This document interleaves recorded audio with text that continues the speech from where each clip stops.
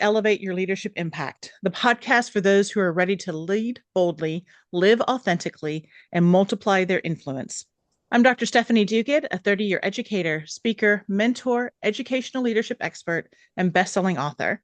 My passion for leadership started early, influenced deeply by the strength, grace, and unwavering work ethic of my mother, a 40-year high school teacher. She showed me what it means to lead by example with purpose, resilience, and heart, and the legacy fuels everything I do. I spent my career empowering women in education and organizational leadership, and I created the space for individuals just like you, purpose driven, passionate, and ready for more. Each month, we welcome incredible guests to explore mindset shifts, leadership strategies, and transformational stories, all grounded in my signature leadership dance framework to help you lead with clarity, confidence, and cultivate cultures of trust, dignity, and lasting impact. Whether you're leading a team, an organization, or simply the next chapter of your life, this is a place where leadership expands and impact multiplies. Let's get started and exponentially elevate your leadership journey by empowering each other to serve with goodness, lead with greatness, and cultivate cultures of authentic leadership.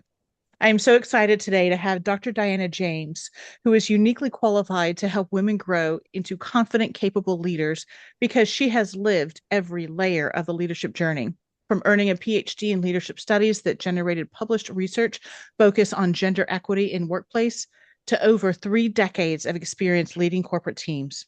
Dr. James has navigated career reinvention and coached individuals through personal transformation while building a career across multiple industries, all rooted in empowering others to succeed.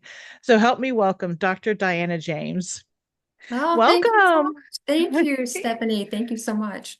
You are so welcome. And so tell us a little bit about, we're going to talk that you are the founder of the Secret Stairs, and that's one of the big things that we're going to talk about today. But before we get into that, tell us just a little bit about yourself and where your passion for leadership came and kind of how that evolved to where you are today.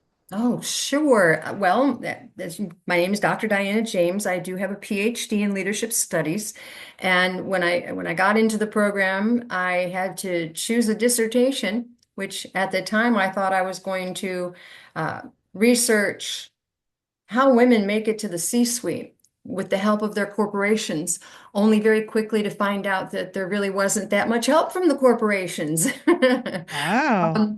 It was surprising to me only in that I thought that perhaps things had changed considerably from the years that I had grown into today. Post Me Too movement, I thought maybe things had gotten better. And I found out, in fact, that they had not.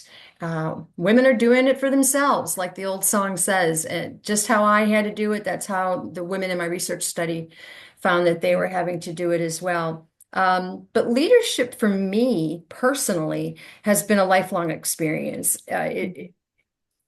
Interestingly enough, from the time that I was a young woman, I found that every time I got into some type of organization or situation, I rose to leadership. It didn't matter if it was captain of the cheerleading squad to class president, um, joining corporations, I'd find myself rising very, very quickly. So, it goes back to the old nurture or nature Mhm. discussion, amongst leadership academics. I'm sure you've heard, are we born to be leaders or are we Mhm. made leaders? And personally, I think it's both. I think you can be born to be a leader. I think you can also be made into a great leader.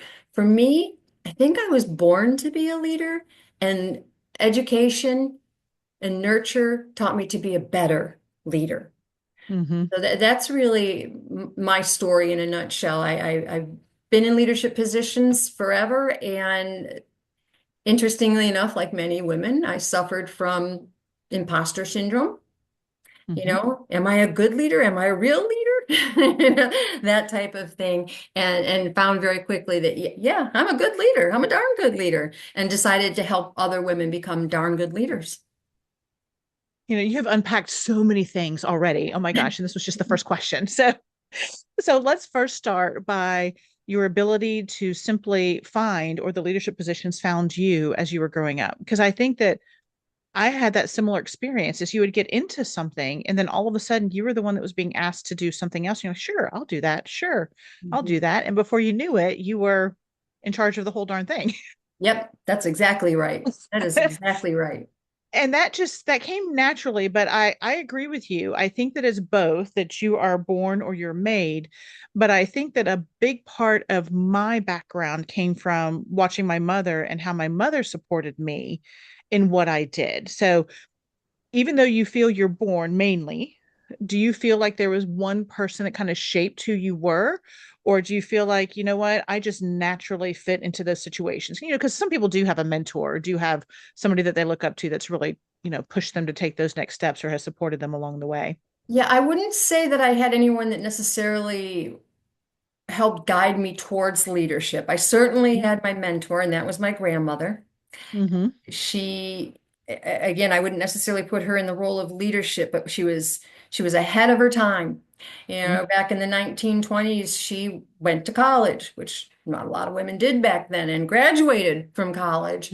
Um, and after her husband passed at a very young age, she took over his corporation and ran it until it went into an IPO and became a multimillionaire. And then in the early 1960s, she dove into the stock market and Mm-hmm. made a couple million more on top of what she had with good investments and wise strategies. And then she traveled the world by herself. She said, I'm not going to sit around alone. And she went to China. She was amongst the first people that was allowed to go into China when it opened. And the same with Mm-hmm. Cuba. She was in Cuba right before it closed. So she was really an innovator. And watching her and seeing what she accomplished, it gave me all the motivation I could possibly want to strive to succeed. And then, like I said, with my natural born instinct to take over on things, Yeah. that translated into leadership. And, and it skipped a generation because my mother was the opposite. In fact, I often tell a story. I tell a story in my book about um, some of the best advice I never took was from my mom, and I think that was born out of fear. She saw me rising into positions that she could never have imagined for her little girl, and so whenever I talk about aspiring for more, or asking for more, or shooting for the stars, she would try to quell that with, "Oh, honey, do you think that's wise?" Or, "Oh, shouldn't you just be grateful for what you've achieved?" Things like that. I don't think she was intentionally trying to put me down, but I think she was afraid of what she didn't know and what she didn't Right. experience. Mhm.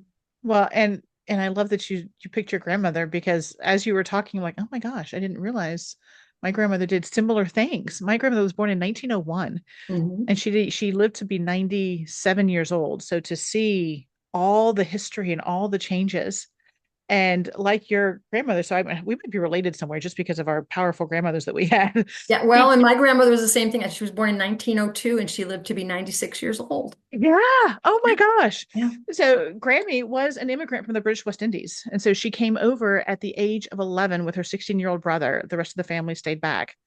And from there, she, had a family, and her husband passed away when her kids were young, similar. But she was also the world traveler. She was also the one that didn't take no for an answer. She was also the one that had a college education. She went to Duke University, was the first female president of the student class, not the university of the class Yeah, when that's when she was awesome. there. Yeah, so I'm just thinking, they have modeled, it might not be that it was a specific mentor, but we saw strong women in our lives in the past. And, that could be a big part of us being born into that. Maybe they were born and it came through, maybe skipped a generation. Yeah, Who knows? yeah, that's But, interesting. yes, but leadership, I always talk about leadership. There are a lot of leaders that have positions and titles, but there are also a lot of leaders that don't have positions and titles. And I've always talked about how it's influencing one person or another, positively or negatively, hopefully positively. But leadership can be so many different things. So let's go over to your version of leadership when you're talking about the secret stairs. I want to jump into that a little bit and we'll go back and forth. I know that I shared some questions with you, but we'll kind of go back and forth between those. is that tell me how the secret stairs came about. You mentioned that in your research, you found that what you originally thought you were going to study was not even applicable. Right. So did this truly come out of your research for your dissertation, the secret stairs, and how did that journey start? It absolutely did. You know, in the research that as a part of your dissertation process, you're familiar with it. You do a whole lot of research first. And Mm-hmm. I found research studies as I looked for women in leadership that talked about why women shouldn't be leaders. I saw a lot of studies about how they could make us or fix us to become better leaders. I saw all sorts of studies about, um, you know, the attributes needed to be a good leader. But what I wasn't finding were any studies that talked about what the women need in order to become good leaders. No one was asking the women that became leaders or needed to become leaders any questions at all. What do you want? What do you need? What's working and what's not working? Those questions didn't exist. So I chose to take those four questions and make them the genesis for my entire study. I wanted to know, what's working, what's not working, what do you need? And as I asked these questions, I found that they were having to create their own answers, that the companies they worked for weren't answering any of the questions for them. I talked about the corporate ladder, this hand over hand, rung over rung way to get to the top. And, they all talked to me about, well, the corporate ladder looked a little bit more like a jungle gym for them. They're having to go here and there and left and right as opposed to straight up. Some of them talked about the broken rung on the corporate ladder, which is that mythological place that exists where women supposedly fail to climb any higher and they either stop or they fall off the ladder. And that just didn't feel genuine to me. That seemed off. I don't know about you, but I don't know a lot of women that are incapable of making it over a broken rung. We have the tenacity, we have the ingenuity, we have the intelligence to find a way to climb if the climb is there. So it made me think a little deeper, and I decided that the corporate ladder was never built with women in mind. And it really Mm-hmm. wasn't. If you look at that strategy, it really became more widely noticed and published in the 1950s and 60s. And where were we? We were not in the corporate world with any kind of significant representation at that time. So the ladder was built for men. And I thought, well, if the ladder was built for men, how did some of us still manage to make it to the C-suite? Mm-hmm. And I chose to focus on those women. And I said, how'd you get there? And interview after interview after interview, the women all shared the same basic 7 or 8 strategies that they used to get to the top. And I thought, well, what are we going to call those strategies? And that's when I named them the secret stairs. If you can't get on a ladder that's going to help you climb, let's take the secret staircase instead to the top. And that was the impetus for the name and the story and the book and the keynote Mm-hmm. speech. And that's where it all came from. Well, I love that you have really created this based on research. You saw what was there and you saw what wasn't there. And that's what research is all about, is finding out what's not there and to go directly to the individuals that either were having challenges and hearing it directly from them, or those that were successful and also hearing it directly from them. I've seen a lot of women, especially in the educational space, you're mainly corporate, but in the educational space, they make it to a certain level. And then I have seen some individuals that their personalities shift once they get to the next level. So maybe they were, um, you know, very personable with everybody around them, and then they get a certain position, and then they become very masculine. It's like they've turned into this really harsh leader, which are the kinds that you don't want to work for anymore. Yeah. So, have you seen that? Did that come about in any of your research as to, some people felt like that they had to change their personality, or they felt like they had to change who they were. And so they're no longer being authentic. Did that come up in any of your research that you had? Yes, 100%. Some of it is set up in the structure of a lot of corporations. There's this ping pong back and forth. If you manage a project really well, you're then moved up in leadership where now you're responsible for managing people, or vice versa. You're a great people manager. And so to get that next promotion, they move you into a project management position. And those are very different skill sets and not necessarily transferable. The most Yes. successful, I believe, leaders are the ones that can ping pong back and forth between people and project management until they get to the tippy top where they're responsible for both. Um, so yeah, they often when they get thrown into that new role, they don't know how to behave, they don't know how to respond. So Mm, that creates some of it. Another is, again, a lot of the research showed that in order to be a successful leader, you need to be masculine. You know, it's an mhm, agentic type of leadership process, that those skills, decisiveness and authoritarianism mhm, and perseverance, those are masculine traits supposedly. So a lot of women feel like they have to act that way, and in order to avoid the sexual harassment that 1 out of 3 in today's environment are going to experience, um, they I hate the phrase, but butch it up a little. They mhm, feel like they have to stop looking feminine. Hence the three-piece suit and things like that. Um, so yeah, it creates this new persona that is contradictory to the woman who got promoted. Um, mhm. so that, yeah, I've seen that quite a bit, and it's a tough balance. How can you remain authentic? How can you remain you and still get ahead? It is different. And I love the way that you laid it out is that some people are great at managing projects, others are great at managing people. And you're so right.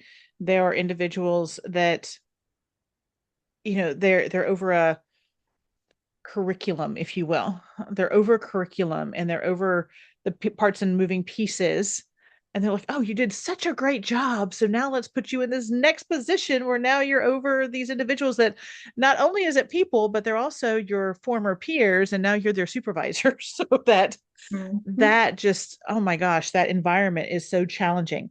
Well, Yeah. let's look at leadership specifically. Let's go into some of the things about leadership. First of all, do you have one piece of advice you wish you received earlier in your leadership journey? Yes, Is, trust your gut. 100%.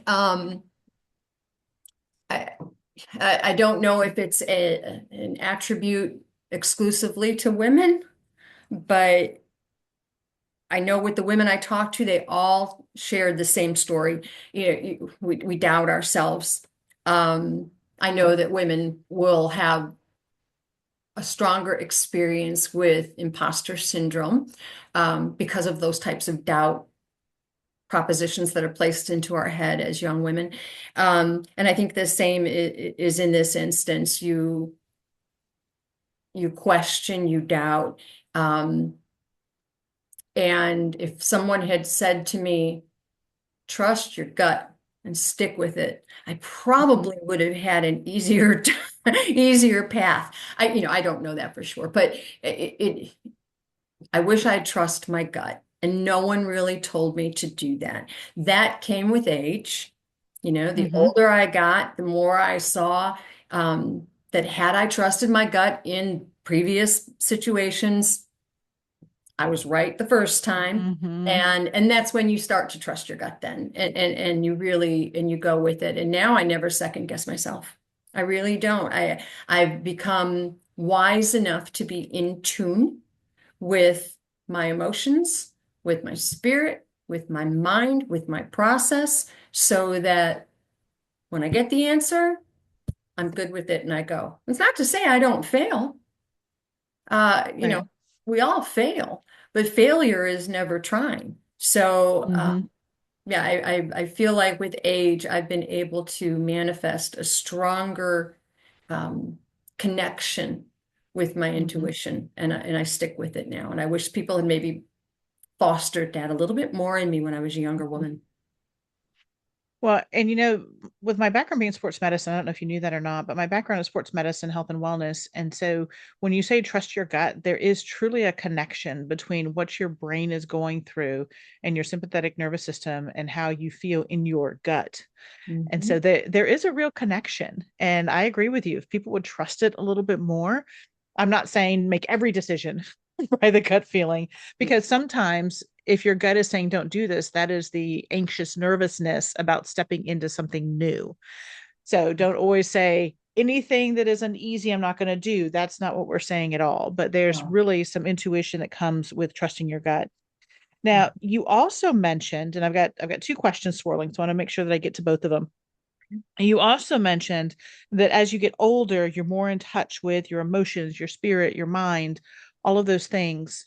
And I have found that emotional intelligence is something that is so important, especially in a leadership position, not only understanding your own emotions, but also recognizing those in others individually and in a space.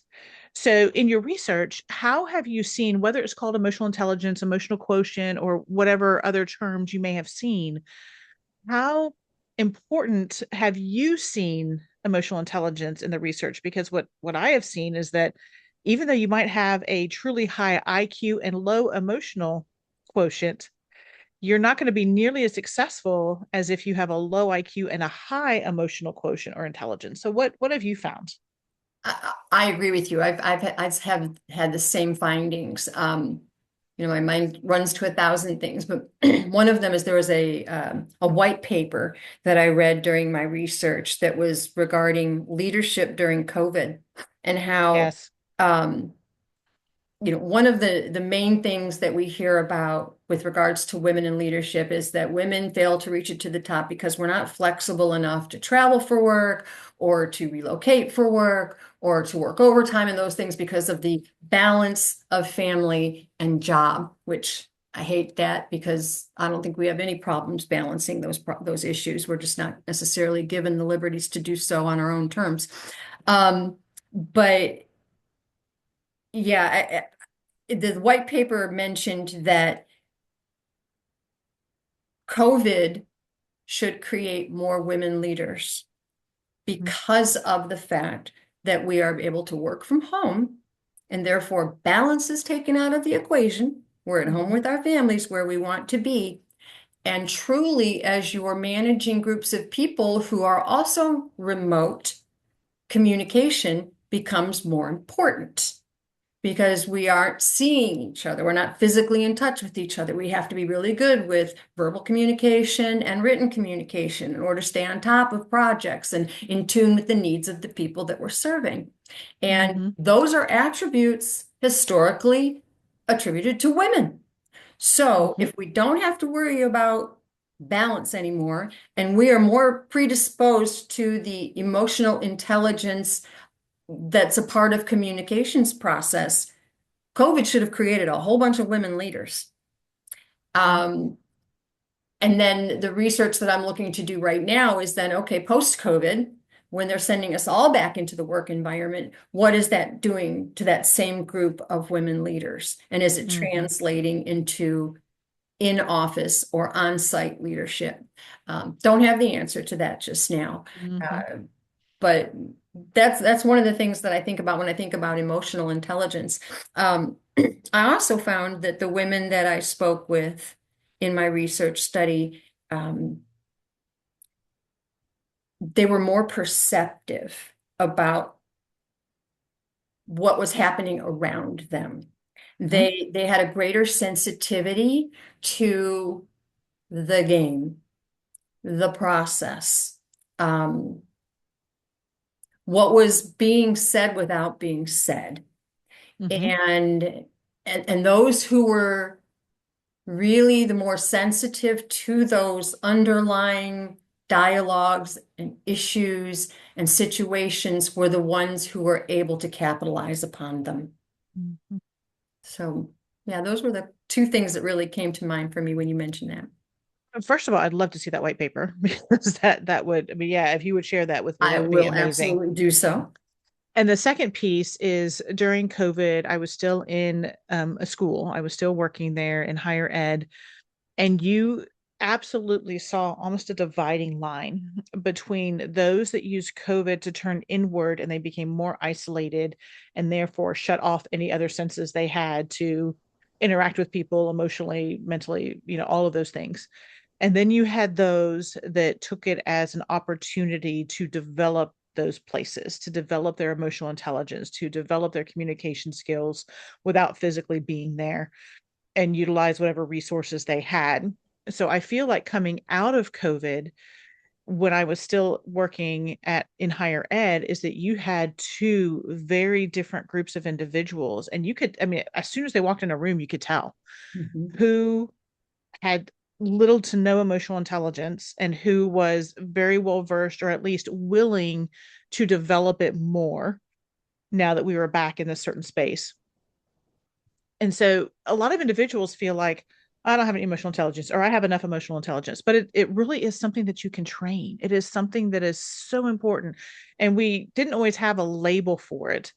Back in the day, my mom was a welcome wagon lady, and this was in the 70s. And she would go to a house and she could just feel the vibe of the house going in, and she would adjust her message however she did.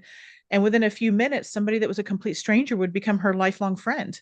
Wow, And so watching how she did that, that was emotional intelligence back in the 70s before there was even a term. that's right. And so I feel that, we're putting more labels on things almost so that we can say, oh, we have it or we don't. But it's really integrated into so many other pieces, overall communication and overall presence and I mean all of these things. So I love that you shared the research that you saw because it's what I saw without citing the research Hmm. Hmm. that you had. Now, the other piece that you mentioned was the imposter syndrome. So you Mm. mentioned it when we first got on that, you were suffering from some imposter syndrome. Do I belong here? But yes, I belong here. I'm a good leader. And then talking with some of the women about whether or not they felt like they belonged. But I have found that a lot of women are so good at multitasking, at reading emotions, at communicating, at doing all these other pieces, but they don't recognize it in themselves. And so I've actually had an activity that I did with some of my groups where we would walk in and it was called Own Your Greatness. And so you would walk in and they would write down a list of all the great things they did. And it doesn't have to be you published a book and it doesn't have to be, it could be that you got your kids to school on time for 5 days in a row. I mean, whatever it is. But what are you wanting to celebrate? And then go to a different activity. When you come back, have somebody else read that list like they're reading about somebody on Facebook or like they're reading about somebody they're introducing to a stage. And when you're like, oh, wow, that was me, I sound pretty darn good. Yeah. Hmm. Then, I mean, your posture changes and your stance changes and your mood and your facial expressions change. So, where does imposter syndrome, how do you navigate that with those that you're working with? Or how has that come to surface in your research? Yeah. Can I share a story? Of course. This is imposter syndrome is a was a benchmark for the second half of my life. And here's how. Mm. When I was in the corporate world, I, made it to the C-suite. I corner offices, strategy meetings, large salaries, all of it. And I did it without a college degree. Mhm. And, that may not sound like a big deal to some people, but in every instance, every position I held, it was understood that a bachelor's degree was mandatory, if not a master's degree. Now, no one ever asked me, but I never offered and said that I didn't have those requirements. So I always felt like I was in the corporate world with this huge weighted vest that I carried Mhm. around, this huge secret. Um, and I was just waiting to be found out. So in, Mhm. in 2012, um, I had left the corporate world. I'd been out of the corporate world. I went off to start my own business. Interestingly enough, it was in health and wellness. Wow. Yeah, and I, I was sitting at my kitchen table. It was the middle of summer, hot, steamy June day, and kind of doing what many of us have done in our lives, saying, do I belong? Am I good enough? Who am I really? And and I got to thinking about myself as a leader and questioning, was I a good leader when I was doing all that? I didn't have the degree, and yeah, I guess I was a fraud, and I felt like maybe I'd fooled people. Anyway, I found myself now, because I owned my own business, with the time Mhm. and with a recent inheritance from my departed mother, with the financial resources to go back and get that education. And Mhm. so at the age of 47, I enrolled in my freshman year of college and knew immediately that I wanted to study leadership. And 3 years later, I graduated summa cum laude at the top of my class with a degree in leadership studies and rolled right into the master's program. 2 years later, graduated with a 4.0. And at that point, kind of patted myself on the back and said, "Way to go, girl, you did it."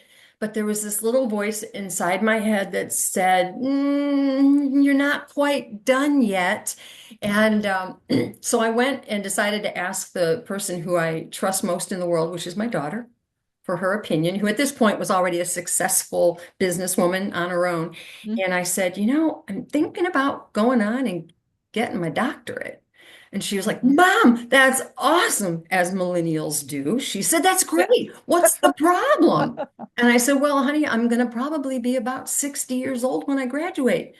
And she said, "Mom, you're going to be 60 years old one day anyway. Why not 60 years old with a PhD?" Told you she was wise. And and so I I did. love that. Off I went to matriculate at the University of North Carolina, A&T, um, in leadership studies and getting my PhD in leadership studies. And then 5 years later, I'm back at that kitchen table again. And this time I'm sitting there with a PhD diploma in one hand and about $100,000 worth of college debt in the other. But at that point in time, I realized, you know what? These pieces of paper meant nothing. What Mhm. I learned in that entire educational process is that I'd always been a great leader. And and so when I help women with imposter syndrome that they inevitably have in some way, shape, or form, I share that story with them just to let them know that they don't need to look outside of themselves for the validation of whatever skill set it is that they think that they don't have. They need to just look inside at the proof that they've had through their own experiences in order to find out they're not imposters. They've got what it takes. And if they don't, they can go and get it. Mhm. Long Oh, I love story to that give you story. a. No, I love that story. And that's the thing is so many people resonate to the stories and I almost think whether you realize it or not that the secret stairs is a little bit about your secret you said you were keeping. You weren't actually sharing it with everybody is the way that you made it through the corporate ladder without, as you said, the documentation that they say is required, Right. but that doesn't always mean a whole lot. It's another one of those check boxes that they have to have that you have those credentials. So Exactly. so I love that story. Absolutely love that story. So going back to the broken ladder. I mean, you talked about that, and this is part of the broken ladder. You don't have to have the degrees to do the job well. No. So you talk about the corporate ladder being broken. So what are some of the missing steps that leaders don't even realize are missing? Absolutely. Well, the first thing that I find with most of the women that I work with is that they don't know why they're not getting ahead. Um, it- they're either not being told, or they're not asking, or they're being lied to. I hate to put it that way, but that's the facts, Mhm. as they put it. In many instances, they're not even being given the opportunity to apply. The Mhm. deal is done with someone else long before they ever even heard that the position was available. That happens a lot. That happens a lot, which has to go with the whole story of mentorship that I'd love to share with you if we have time. Um, Mhm. they're they're not being told the truth. Oh, well, you didn't have X, Y, Z, when in fact it had nothing to do with X, Y, and Mhm. Z. Um, it's just somebody not really wanting to share with them what really held them back. Mm-hmm. Or they're being lied to, and they're being told that you don't have what it takes. And they do have what it takes. They just perhaps haven't demonstrated well enough what it takes. So the first big hang up on the staircase is finding out why you're not at the landing, getting ready to take the climb.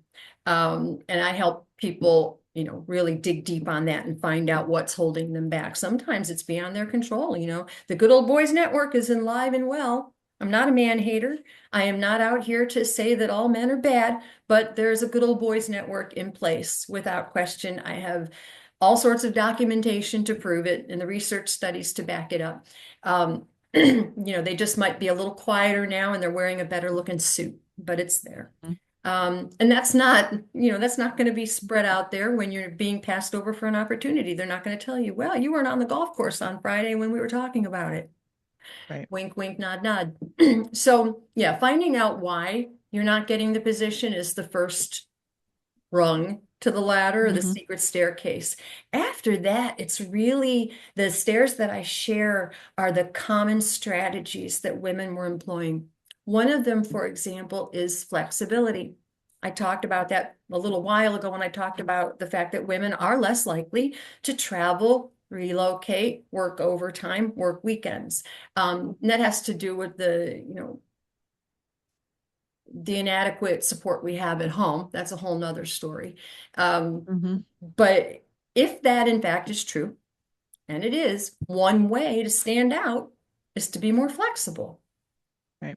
Um, another quick story if I can. Sure. Back in 1995, um, Mm-hmm. I was working at a corporation where I thought I had made it to the top. I was a lower level manager, but for me, boy, it was a big deal. And one day, the company announced that it was moving its headquarters from Cleveland, Ohio, down to Trinity, North Carolina. Mm-hmm. And if you were willing to relocate, you had a job. If you didn't, you would be unemployed. I'd only been with the company 6 months at that point in time, and I was making a pretty good buck. And like I said, I felt pretty full of myself. And I thought, wow, what am I going to do? Well, the company Mm-hmm. was kind enough to fly all of us and our families down to North Carolina to check it out and see if it's a place we'd want to live. When we left Cleveland, it was the middle of March and it was 32 degrees. Our plane was de-iced twice and it was snowing sideways. When we landed in North Carolina, it was 74 degrees and the dogwoods were in bloom. And I leaned Mm-hmm. over to my husband at the time and I gave him the elbow and I said, looks like we're moving to North Carolina. And so I told my boss that day, I said, hey, I'm making the trek. And that was the first step in demonstrating to my company my willingness to be flexible. And in doing so, it got me a promotion. Mm-hmm. And I used that strategy over and over again to get 14 more promotions at that same company over the course of the next 9 years. So flexibility, and I found that to be the case with all of the women I spoke with. Mm-hmm. They were willing to relocate, they were willing to work overtime, whatever it was, they bucked the norm of the woman who has to work 9 to 5 and turns off at 5. And Right. you know, it may be unfortunate, but the reality is when you get to senior leadership, you don't turn off the clock at 5. Right. When you're running a company or a large department or a large account, whatever it might be, you have to be available. You have to be Mm-hmm. flexible. So, sometimes that's also a discussion I have with women is be careful what you're signing up for. If being home at 5 o'clock and turning it off so that you're 100% dedicated to the small children that you're raising, maybe this isn't your time. And that's Right. okay too. Yeah. So, Well, and I think that's part of the realization and understanding. It's not the perfect time every time you want it. Everything is planned. Everything has a perfect time. Whatever your outside beliefs are, that there's a time for everything and everything has a time. But mhm. you mentioned that one of the missing steps is either not being told, not getting the opportunity. There's a whole list that you shared. Have you ever seen that there are some women that maybe they don't want to know. They just feel like, oh, it's not worth it. I can't get there, but they aren't willing to listen to the feedback and make the changes. Yes, absolutely. Um, it can be uncomfortable to Hmm. make some of the changes that are necessary to Or get even to yourself hear seen it. and heard. One of the secret stairs has to do about self-advocacy. Hmm. You know, if you're if people don't know who you are, they're not going to offer you the job. Yeah. And that has a lot to do with um, the way we're raised. Not so much anymore, but still more so than men. You know, um, sit with your legs crossed, your hands in your lap, smile pretty, be quiet, those types Hmm. of things. Um, that certainly were taught to my generation, and I know have been taught to folks in the generation below us. I'd hope that it's starting to go away. It's an antiquated way to raise young women, but you're not told to talk about yourself and to shoot your shot. You're Right. seen as a braggart, or it can be uncomfortable to tell people to Hmm. do that. And so, Hmm. oftentimes when women are being passed over positions, it's because they're being told, well, you haven't demonstrated the ability for leadership. And really what that means is speak it up, Yeah. putting yourself out there, taking those risks. And, Hmm. uh, and they don't hear that message. They don't Hmm. translate the message one to the next. Does that make sense? I Hmm. hope. Hmm. But yeah, that's Yes. a big one. It also goes to, I mentioned a little few minutes ago, the story of mentorship versus sponsorship. We are Yes. told over and over and over that we should have mentors in the workplace, and I disagree. Hmm. The research that I've found indicates that mentorships don't work for women the way that they work for men. And here's what I Hmm. mean by that. During a traditional mentorship, women are talked to about confidence and self-assurance. Men are talked to about finance and strategy. So mentors aren't giving us the same advice. That's the first thing. The Hmm. second is that mentorships take a degree of intimacy to develop. They develop over time. They're usually a long-term process. And in today's fast world, we don't have that type of time in the corporate Hmm. environment to create those Right. relationships. Another problem with mentorship is that if you're looking for a same-sex mentorship where that person perhaps could then understand your personal experience, there aren't always women higher up in the company to mentor with. Hmm. So we get partnered with somebody who doesn't even understand our journey. So contrary to mentorships, I advise women to find sponsorships. And when asked what's the difference, I put it this way: your mentor talks to you and your sponsor talks about you. So a sponsorship is finding someone, male or female, they can be in the same division or an entirely different portion of the corporation, who acts as your advocate, who Hmm. kind of like your sports agent. They know what you're Hmm. capable of, and they know when to get you into the game, Hmm. and they know how to get the people watching when you're in there playing, so that you can get those opportunities.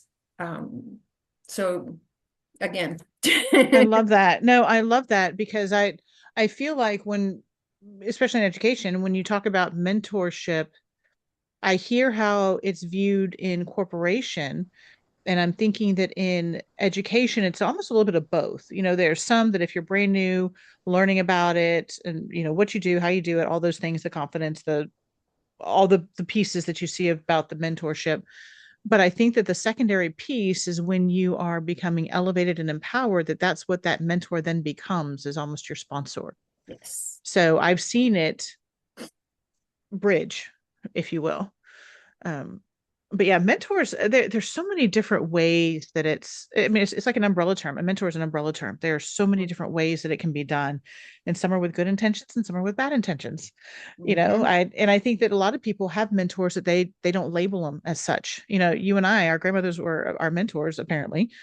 And we saw what they did and they were a great example for us, but I would consider that individual a mentor to me because I saw what they did and they were successful, just like my mother was. My grandmother is an exemplar. That's the way I refer to her. She's an Yeah. exemplar for me. She demonstrated behaviors that I want to incorporate in my own being. Mm-hmm. I was fortunate enough to have both mentors and sponsors when I was in the corporate world. Um, I can give you a difference between the two. I once I relocated to North Carolina, I found myself in a position where I was now having to report to a gentleman who I did not respect. Um, he was brought in from the outside. He had absolutely no experience in our industry. And I mean, I'll put it right out there, he lacked integrity.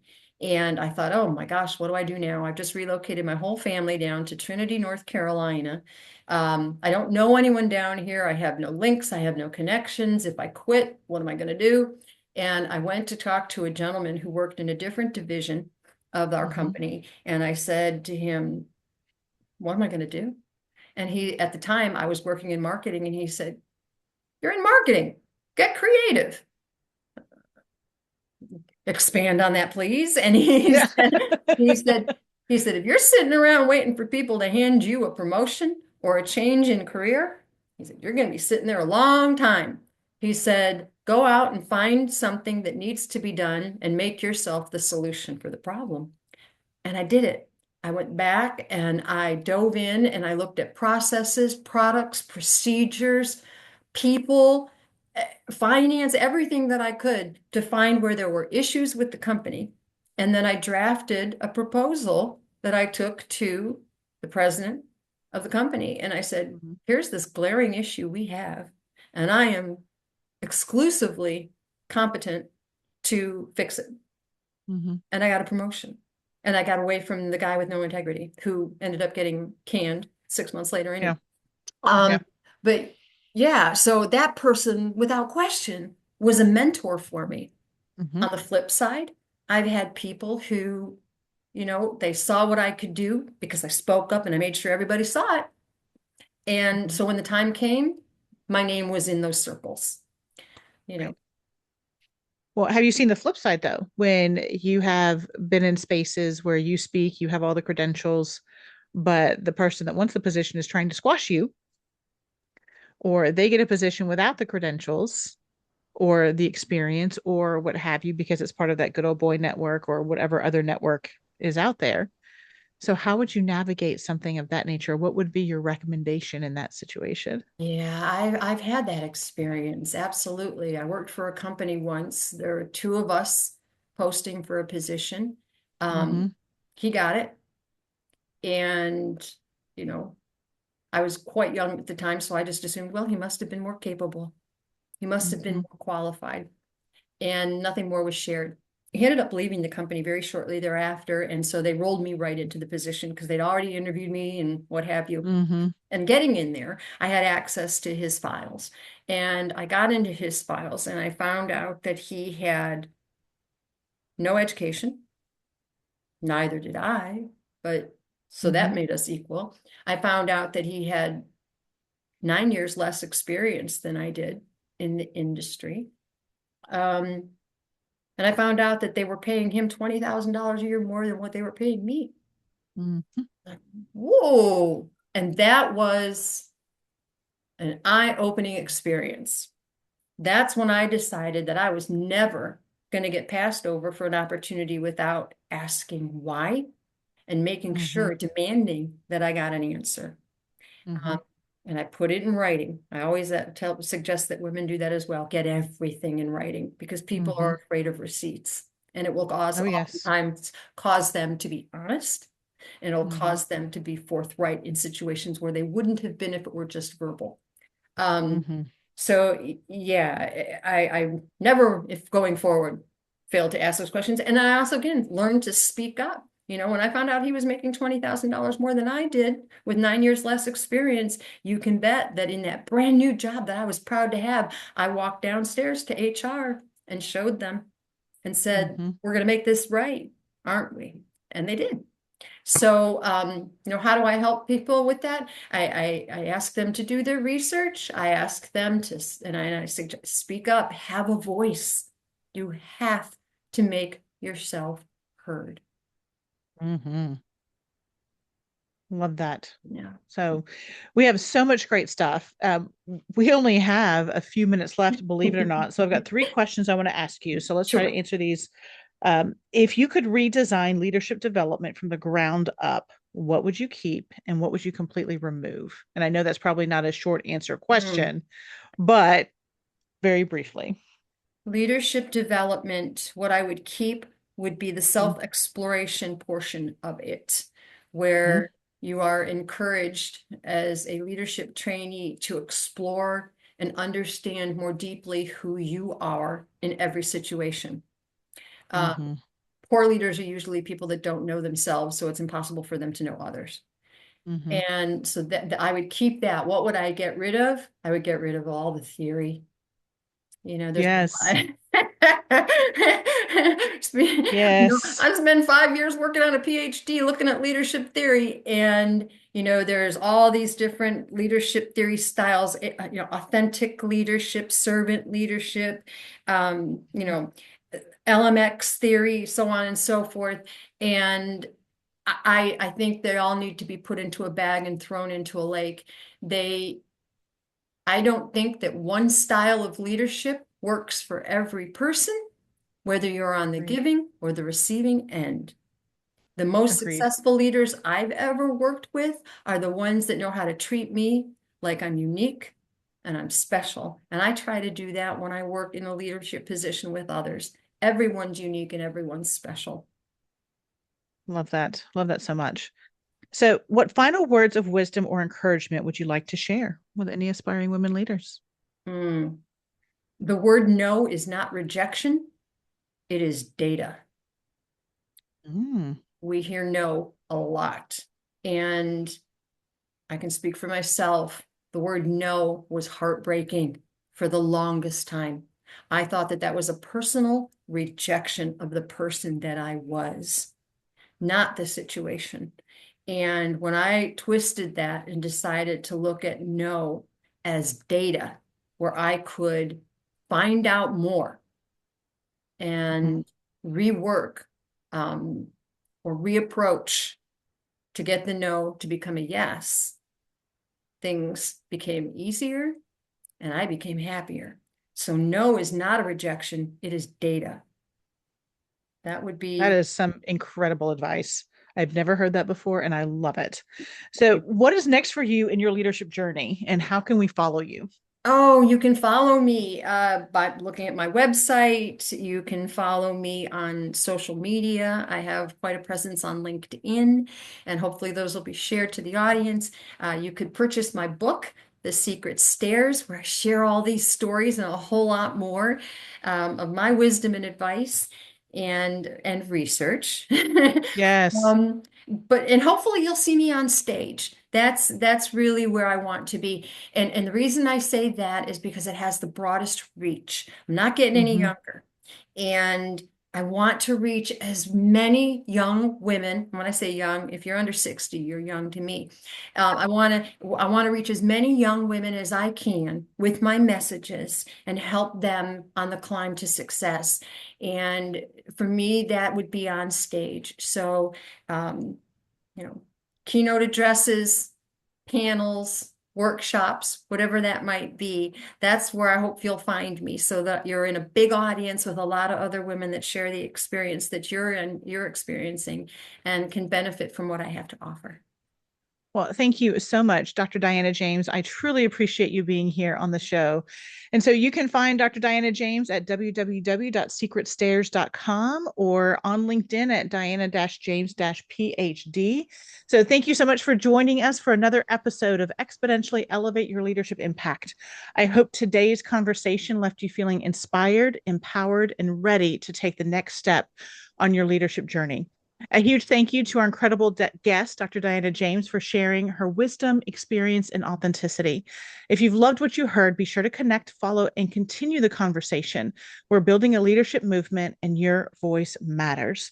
If today's episode resonated with you, I invite you to grab a copy of my book, Exponentially Elevate Your Leadership Impact, a year-long journey to reflect, strengthen, and elevate your leadership, which is a weekly guide to confident, authentic, and purpose-driven leadership. It's available on Amazon or through my website.